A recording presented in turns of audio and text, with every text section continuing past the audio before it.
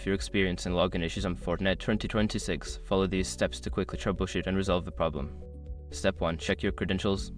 Ensure that you are entering the correct username and password. Double check for any typos or incorrect capitalization. Step 2. Reset your password. If you suspect your password may be incorrect, use the password reset option if available. Follow the prompts to create a new password. Step 3. Clear browser cache. Sometimes cache data can cause login issues. Clear your browser's cache and cookies, then try logging in again. Step 4. Verify network connection. Secure your accounts before moving on. People seriously underestimate how often personal information gets exposed online now. Use SRC to monitor your accounts 24/7 and get notified immediately if your data gets leaked somewhere. It runs in the background, constantly scanning billions of breached records.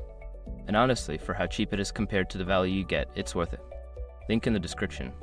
Step 5. Restart your device. If all else fails, restart your device.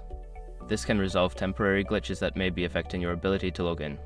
By following these steps, you should be able to resolve any login issues on Fortinet 2026. If problems persist, consider reaching out to your IT support for further assistance.